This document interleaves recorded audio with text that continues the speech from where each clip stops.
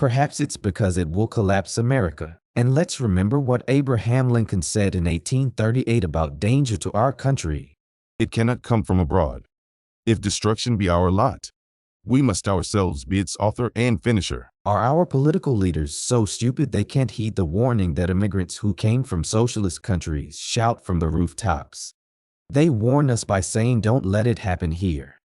A Russian national old enough to remember the Soviet days might recall that socialism was touted as a system that promised to lead to communism, otherwise known as utopia, where all people would be equal.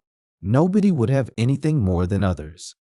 Everything would be perfect, and everybody would be happy in their man-made heaven on earth. In other words, Karl Marx's dream.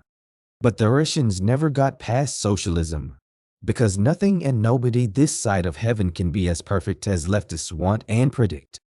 Here's and for your information for you. During Stalin's time as Russia's leader, everybody was required to work. There was no panhandling on street corners with cardboard signs. After Stalin passed away, things relaxed a bit under subsequent administrations. But while the more hardcore Stalinists were in charge, if a person was 10 minutes late for work, and who hasn't been, he could be sent to prison. Stalin also had another restriction. If a person was unemployed for a long period of time, and had insufficient reason for it, he was severely ostracized. For example, he was required to move a minimum of 100 kilometers away from towns and cities like Moscow, Leningrad, and the major cities of the Soviet republics. Certain classes of people were sent away and were required to work for the government while living a demeaning life and housed in a warehouse or barracks for very little pay.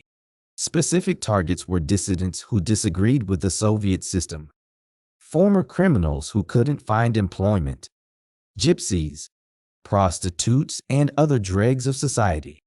That is what happens when you give too much power to the government. How perfect a Marxist utopia can one expect, and how happy can you be when the government incarcerates you for being late to work or punishes unemployment and unacceptable social standing when such things were what tripped Marx's trigger in the first place and what he was trying to correct? So, the socialist state isn't what it's cracked up to be. Today's young Americans are being sold a lie and are not getting the whole story. Neither do they stop to wonder if utopia is a one-size-fits-all. In other words, is Marx's concept of utopia the same thing other people might consider as utopia? Most young people in America can't wait to grow up and get free from their parents' control over them. Imagine having far more strict control being exerted over you by total strangers and never being able to outgrow it or do anything about it. Unfortunately, today's leaders in Russia are not more than a stone's throw from the old Soviet Union because people like Vladimir Putin still remember the golden old days, and many have a strong desire to revive the old Soviet Union. For example, a young girl in high school was tasked to draw a picture, and the product of her imagination compelled her to draw one that said no war. Thus, she criticized Putin's decision to attack Ukraine. That in Putin's KGB or paranoid mind is an unforgivable sin. As a result, the girl was removed from her home and placed in government care, and her single father, who was raising her by himself, wound up in prison. His is a holdover from the former police state devised by socialism and its innate need to control people.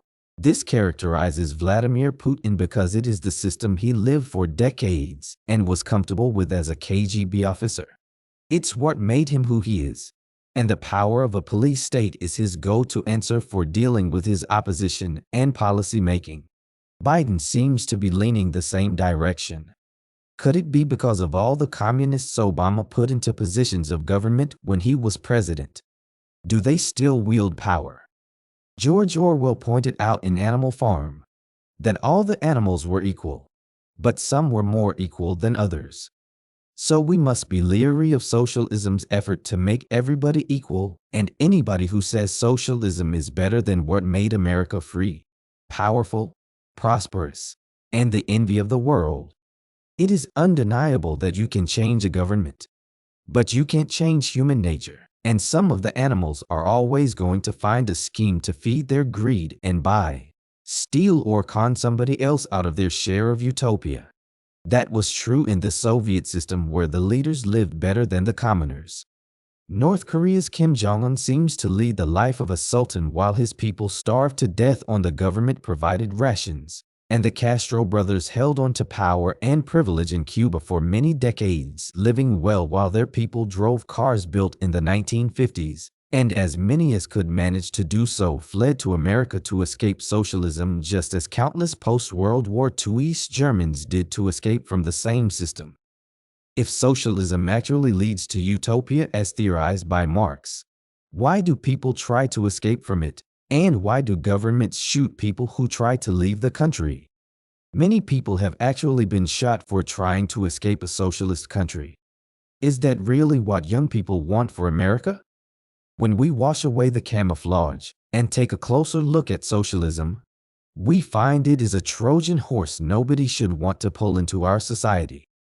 Not only was Barack Obama, alias Barry Soetoro, alias Barry Sobarka, a man with 3 names, a questionable past, and a history of homosexuality and drug use.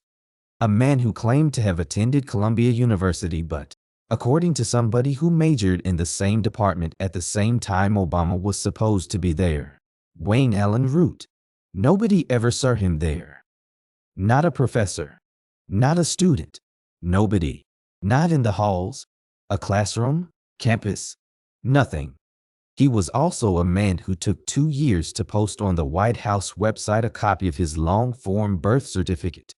That was ultimately proven fraudulent by document experts. A man who was discreetly in favor of socialism. But didn't he say in a campaign speech, We are 5 days away from fundamentally transforming the United States of America. And since then we've legalized same-sex marriage, redefined the word gender, defined political dissent as domestic terrorism instead of free speech, recalculated gender roles, started touting socialism in our schools, and we've feminized our military to the extent that our Special Operations Command tried to lower physical standards for women so they could be Navy SEALs and Army Rangers in the name of equality. And our armed forces are now being force-fed the leftist ideology, training more on the use of pronouns than warfighting.